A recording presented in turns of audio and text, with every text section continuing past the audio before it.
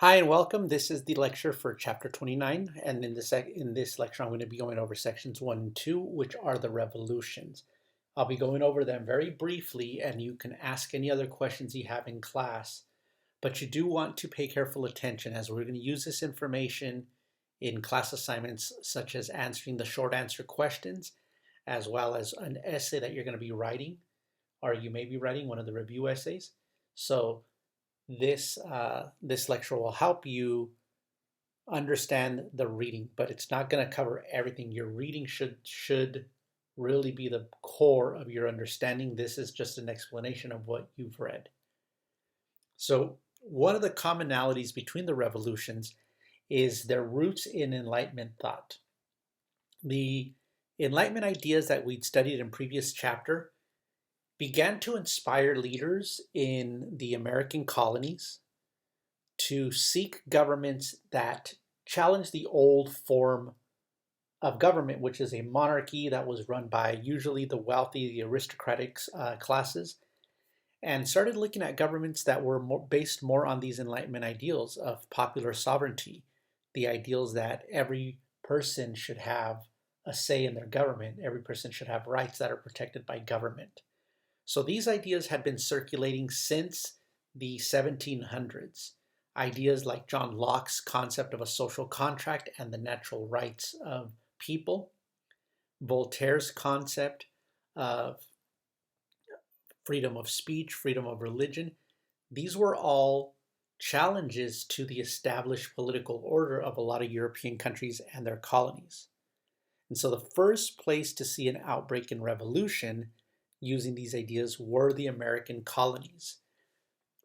In the early 1700s, there had been no clue that one day these colonies would be their own country. This was British territory. The British were engaged in overseas empires, like you saw in the Indian Ocean, the trading posts along the coast of India, and the colonies on the eastern seaboard of what is now the United States were a part of that system.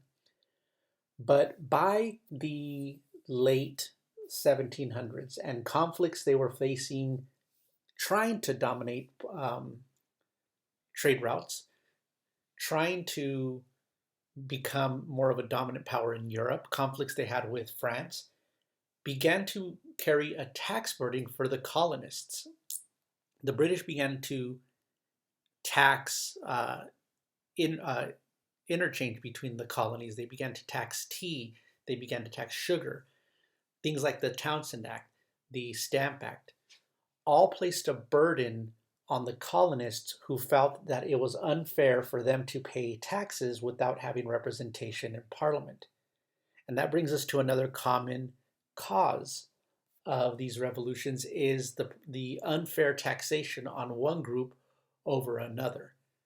You'll see this in the French Revolution. You'll see this in Latin America, right? The burden of paying for colonization, for the running of your colony, that burden falls on you as a colonist. That was part of the mercantilist economic system.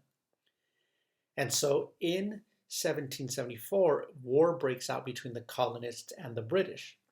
And by 1776, colonists like Thomas Jefferson, like George Washington, what they call the founders, they declared independence. The Declaration of Independence, you can read the Declaration of Independence and you can clearly see the Enlightenment influence on the document and on the ideas of the American Revolution. So these Enlightenment ideas spark this revolution in the 13 American colonies or British colonies, and they end in the creation of the United States. By the 1780s, the United States had forced the British to surrender. The British accepted the American independence, and the United States begins to create a constitution. They begin to hold a constitutional convention, and they begin to create a government founded on these Enlightenment principles. And it's the first government of that kind. It's the first government where the input of the people, the voting of the people on not only the government, but on the laws are put in place. The first type of government that guarantees these protections of rights for people. And that begins to then spread this concept of an Enlightenment-based form of government. So shortly after, we begin to see in France these same ideals take place. France had been governed by an old social structure, the three estate system, the three social classes. The first estate was the clergy, the powerful members of the Catholic Church, the cardinals, the bishops, the archbishops. The second estate was the nobility, that included the monarchy. And these two estates held a monopoly on power. The majority of the people belonged to the third estate. The third estate was everybody else. It wasn't just the peasants, it wasn't the farmers, just the city workers. It was anybody who was not a noble. It included wealthy business people, lawyers, bankers, a wealthy middle class called the bourgeoisie. And the French had been helping the Americans fight the British in the American Revolution. And when it was time to deal with France's problems, France was finding itself in financial crisis. Add to that, you had bad harvests in the 1770s into 1780s, and France was in a terrible economic mess. And the only way to address this, the king is forced to take on an advisor. He hires a banker, Jacques Necker. He is forced to raise taxes, but in order to do that, he has to call this meeting called the Estates General.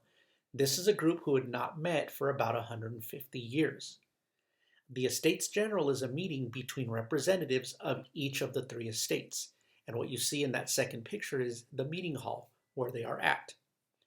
And the Estates General has voting rules. You vote per estate, one vote per estate. So any decision to raise taxes, to cut spending, etc., has to pass by a 2-to-1 margin. And because the first two estates held a lot of privilege, they paid almost no taxes, they owned a lot of the country's land, they were the wealthiest, they were the most privileged, they always sided with each other. So any attempts to reform the taxation was met with resistance from the first and second estate. So members of the third estate begin to get frustrated because they make up the majority of France's population, yet they have no political power.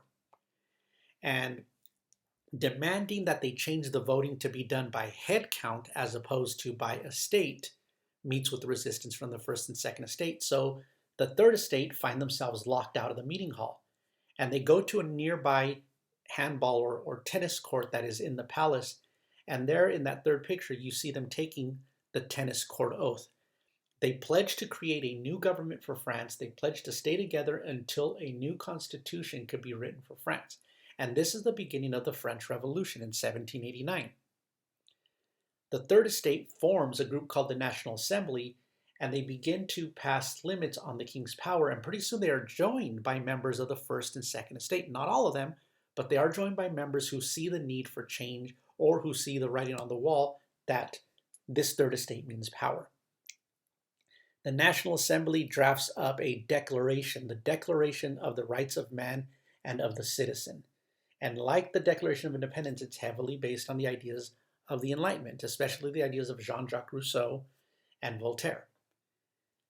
Now, the king is beginning to accept limits to his power, but he's also trying to gain back the control that he sees himself losing. Louis XVI begins to try to raise an army. He begins to have his guards and call in foreign guards for support. And the people of Paris begin to see that as a threat to this new National Assembly. And so on July 14th, 1789, Parisians storm a prison, the Bastille, and they break into the prison to take the gunpowder that was being stored there because they had weapons and they wanted to raise their own citizen army to defend themselves against the King army, and that marks the beginning of the violent phase of the revolution. From there, France is going to go on into a violent revolution between supporters of the monarchy, mostly conservative nobles, members of the church, and they're also being supported by foreign countries. The Queen of France, Marie Antoinette, is an Austrian princess. They have connections, royal family ties to the Kingdom of Prussia, to the Kingdom of Austria. And so the King of France is getting help from foreign armies, and that inspires the French to begin to see the revolution not just as an overthrow of the king, but a defense of France itself. And it's the beginning of this concept of nationalism, this concept of brotherhood. The motto of the French Revolution is liberty, equality, and fraternity. liberty, equality, and brotherhood. And that attack by foreign armies by their own king begin to change this concept of who you're loyal to. And instead of being loyal to a monarchy, you become loyal to the people of your own country. And that concept of nationalism will be discussed in section 3. So from there, the violence takes a new turn. Maximilien Robespierre begins to head a committee of public safety, and pretty soon his group, called the Jacobins, begin to take control of the National Assembly, now called the Legislative Assembly. And he begins to seek out enemies of the revolution. Anyone that might be supporting the foreign armies, that might be sympathizing with the king, begins to have their heads cut off. And this is a violent period called the Terror that goes on under the Jacobins. Eventually, and I'll discuss more of this in class, so I'm not going to go too much into the French Revolution, but eventually they establish a new government called a directory, right? So a 5-man directory. After they depose Robespierre and kill him for his actions under the Terror, they set up a directory, but this government is very unstable. By now, under the Reign of Terror, one of the things that happens during the Terror is that they execute the king and queen, right? Fearing that people want to put the monarchy back in power leads Robespierre to basically declare, well, they can't bring a monarchy back in power if there is no monarch. And so the king and queen are executed. So now the directory, though, is unable to solve a lot of the problems of France. And in this war, in this revolutionary war, plus the war with the invading armies, one person steps out as a hero, and that is a general by the name of Napoleon Bonaparte. And Napoleon Bonaparte soon overthrows the directory in what is a coup d'etat, and he begins to form a consulate of 3 leaders, but eventually assumes power himself. So under Napoleon, France starts to form an empire, and you can see the first image of him holding a flag and looking like a revolutionary, inspired by Enlightenment ideals, and you see the picture right underneath him of now dressed like a monarch, right? So France is now back to a monarchy, only now it's a what they call democratic despotism, right? This is a person who gained power by popular support, but now he's beginning to form an empire, and Napoleon begins to conquer European countries. He begins to form an empire by either invading or forming alliances with countries throughout Europe, making France a superpower at this time. One of the consequences of Napoleon's war is that he begins to spread his civil code, and among that civil code are some Enlightenment ideals, although not all. He rolls back some of the protections, especially on women. But other ideals of the Enlightenment do begin to spread, and this is going to have very big consequences in Europe. Because what Napoleon is doing when he is conquering countries, he is removing monarchies from power. Now, eventually Napoleon will be kicked out. He will be defeated. But people in the countries that he invaded won't necessarily want their kings or queens back. They will begin to want other forms of government. So his invasions begin to spread the ideals of the French Revolution, and they begin to spread the concept of nationalism. As people begin to unite against him, against a foreign ruler, they begin to develop a sense of loyalty to each other, not necessarily to their monarchies. So France will undergo another series of revolutions in 1848, as will other European countries. So Napoleon begins to kind of unleash this fire of Enlightenment ideas, of revolutionary thoughts throughout Europe that's going to have consequences, and it's going to lead to the formation of the modern Europe that we know today. Now, what it also has is an impact on the Americas. As the French controlled the colony of Saint-Domingue, half the island of Hispaniola, which is now Haiti, people of Haiti begin to be inspired by the French Revolution. They begin to be inspired by the concept of liberty, equality, and fraternity, and they begin to see themselves as Frenchmen. Now, Haiti was largely a slave colony, and the majority of the people of Haiti were slaves. But the people who were slaves, especially slaves that had been freed and that were literate, began to be inspired by these ideas of the French Revolution, especially under the leadership and influence of Toussaint Louverture. And they begin a slave revolt against the French, right, demanding the same protections that the French are winning in the French Revolution. And by 1804, when Napoleon comes to power, Napoleon kind of sends an army trying to regain control, but he's unable to, and the Haitians under Jacques Dessalines declare independence. Louverture is arrested. He eventually dies in a prison in Paris. But Dessalines declares the independence of Haiti in 1804, and Haiti becomes the first Latin American colony to gain independence. And to this day, it is the only successful slave revolt in history. It began as a slave revolt and succeeded as a revolution. And it's the only revolution to grant equality to all its citizens. Even the American Revolution continued to have slavery and social inequalities. The Haitian Revolution granted equality to all people. And since they had been former slaves, right, they didn't want to have the system of slavery. So they were also the first to, in the Americas, to not have slavery. By 1810, that fire revolution is spreading to Latin America. If you remember, Latin America had a social structure where the Europeans were on top, the peninsulares, followed by the offspring of these Europeans, the criollos, and then the mestizos, the mulattoes, and you begin to have all the other ethnic mixes with the African slaves and the indigenous people at the bottom. Well, when Napoleon invades Spain and Portugal in the Peninsular War, right, that map there is that is the Iberian Peninsula. You should be familiar with that term. The Iberian Peninsula is the peninsula in Europe that is home to Spain and Portugal. When Napoleon invades Spain to get to Portugal, he removes the Spanish king, and he places his brother Joseph Bonaparte on the throne. Well, what that does is it leaves the colonies in the Americas, the Spanish colonies, without a king. And it's in that context of not having a king to answer to that the American colonists in the Latin American colonies begin to seek their own forms of government and take advantage of this power vacuum from Spain by not being loyal to Napoleon, but rather declaring their own governments. And so in 1810, we see a series of independence movements, and the most influential was the Mexican independence movement. You know, people like Josefa Ortiz de Dominguez, who was the wife of one of the governors in Querétaro, the corregidor, so they call her La Corregidora. They're organizing literary groups. They're organizing these underground literary clubs where they're reading the Enlightenment ideas. They're planning revolutions. They're planning to form a government in the absence of Spain. She's working with people like Ignacio Allende, who you see in that second picture, and Father Miguel Hidalgo.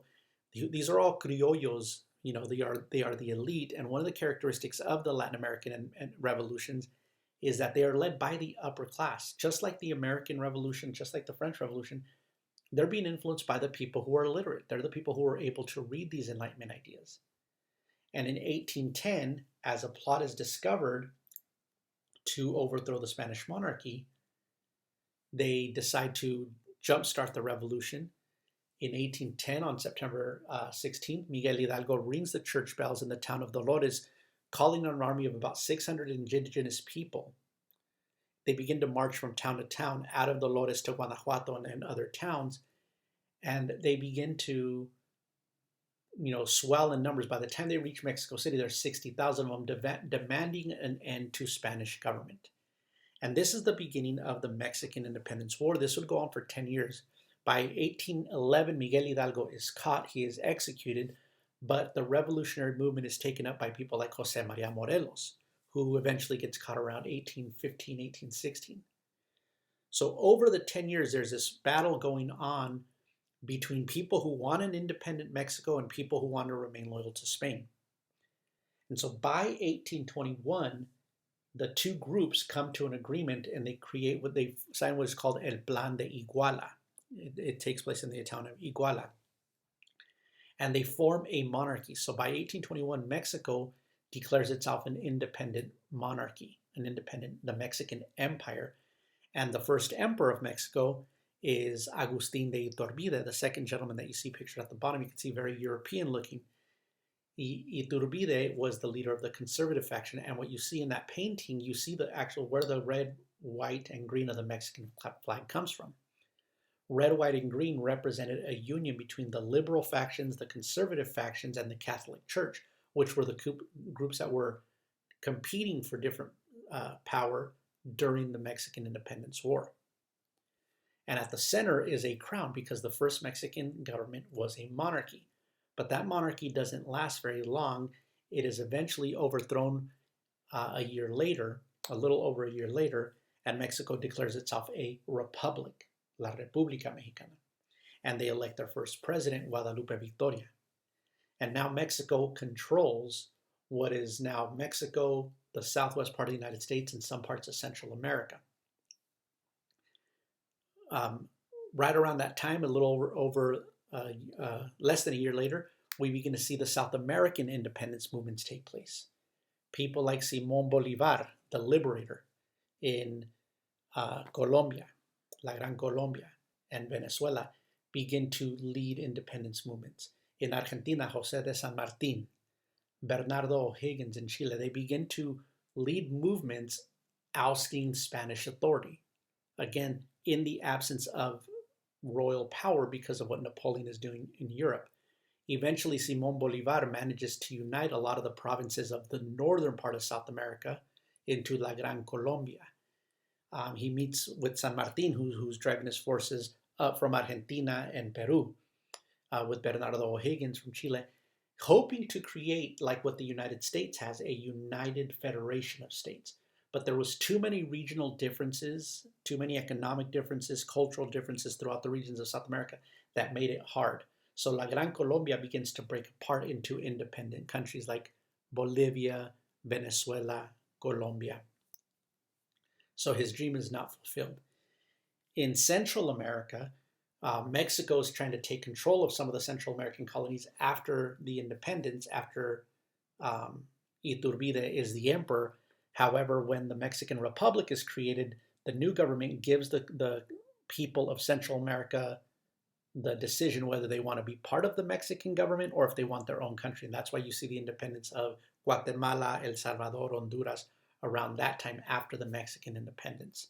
And that map there just shows you some of the major independent movements and the years when they begin to gain their independence.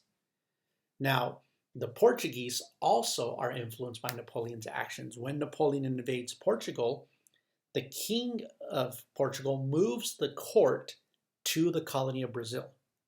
And after Napoleon is defeated, when he returns to Portugal, he leaves his son, Pedro, in place in Brazil. And the people of Brazil begin to demand of Pedro that he make an independent country out of Brazil. And he agrees with them.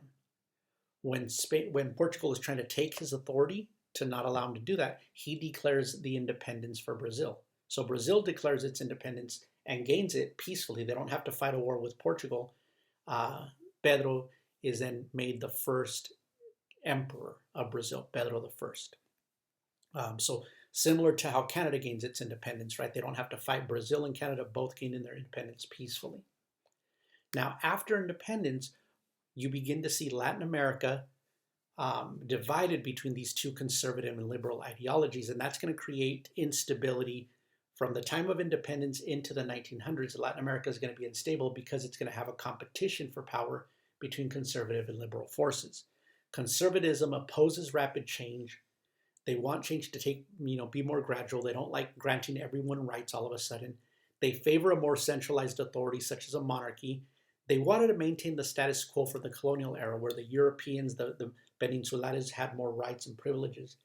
They also favored a stronger Catholic Church.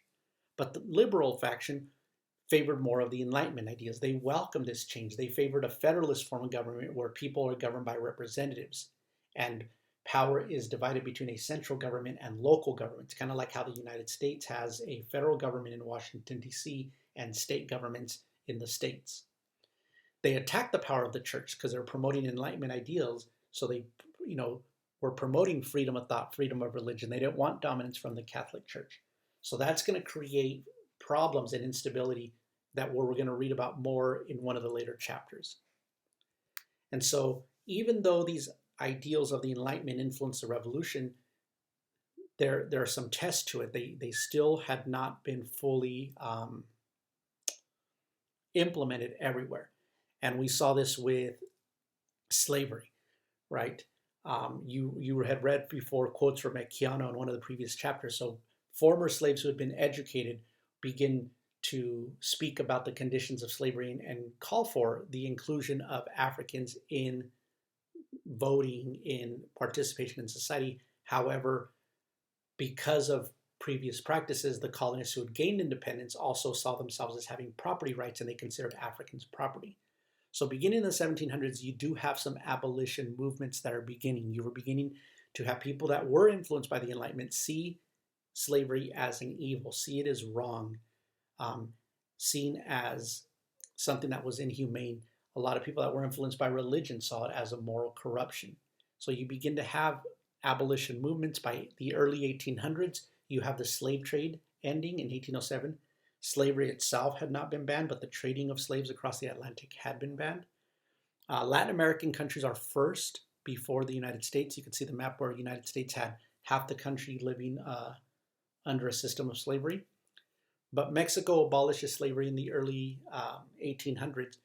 You know, one of the second, I think it was the second Mexican president, was a black Mexican, Afro-Mexicano, Vicente Guerrero. Was a mix of mestizo and African. You know, the last country to ban slavery is going to be Brazil, because Brazil depended so heavily on slave labor for their economy that they were very, very resistant until it was almost, you know, impossible for them to do business with anyone else because of the practice of slavery, that people were putting pressure on Brazil to abolish slavery. And then women were the other group that weren't fully included in these Enlightenment ideals of all being equal. So you begin to see feminist writers, feminist thinkers beginning to write for the need for women to be treated equal, for women to have an education, for women to be given the right to vote. So you begin to have, you know, writers like Mary Wollstonecraft talking about a vindication for the rights of women. In France, Olympe de Gouges drafts the Declaration of the Rights of Women and of the Female Citizen to challenge the Declaration of the Rights of Man that did not grant rights to women, arguing these Enlightenment ideals also applied to them. Women had played a big role in the French Revolution. In the March to Versailles, they were the ones who forced the king and queen to return to the palace. It was a woman who killed Jean-Paul Marat for his writings that were inciting violence. By the late 1800s, we begin to see women in the United States forming women's rights conventions. And it wasn't just women at these conventions, there were also men that were involved supporting the women's suffrage movement, the women's right to vote. So the Seneca Falls Convention is the first organization in the United States, you know, organizing for women's rights and the right to vote. And they draft the Declaration of Sentiments. So you should be familiar with these documents: the French Declaration of the Rights of Women and of the Female Citizen, the Seneca Falls Convention Declaration of Sentiments, as examples of challenges to these new governments that were supposed to be based on Enlightenment ideals, but were not fulfilling that promise to everybody. So finally, just a result of the independence movements in Latin America, politically and socially, it continues the battle between liberals and conservatives that were present during the Revolutionary Wars. And there's also conflict with the military over how to rule. So what you're going to see happening in Latin America, it's going to be very unstable, and you're going to see the rise of military dictatorships that are going to come to power and dominate politics in Latin America. The tensions between these are going to lead to a lot of conflict and financial instability, and that's going to lead to the United States kind of becoming a kind of a colonizing power for Latin America. They're going to be involved economically heavily in Latin America, but it's not going to be an equal relationship. The United States is going to have an upper hand because of Latin American instability. So economically, it's going to be unable to free itself from the dependence on Western-controlled economic patterns. Only now, instead of being controlled by Europeans, it's going to be heavily under the influence of the United States. Culturally and intellectually, you're going to have distinct cultural entities. It's going to be a very diverse region. It's going to be a combination of Western styles and values, plus the contribution of the different indigenous people, the African who have been brought there. You're going to see challenges to the social order. The independence movement do not make people equal. You know, you still have, even though you have constitutions, you still have people that are dark-skinned, mestizos, still being treated as second-class citizens, indigenous people still not having rights. So even though on paper they do, in reality, some of those practices remain because the people who, you know, were leading the movement, and one thing you could look at between like the United States and Latin America is that the revolutions were started by the upper classes. So they want a change in power, but they don't necessarily want social reform. Whereas the French and Haitian revolutions were started because of economic and social problems, problems within the society and social classes. So those played a bigger factor, which is why those two societies take the concept of equality in a different direction. Okay. So any questions you have, be ready to ask in class. That concludes this lecture. I will cover nationalism in class, and you be sure to use this lecture to help you with the writing assignments.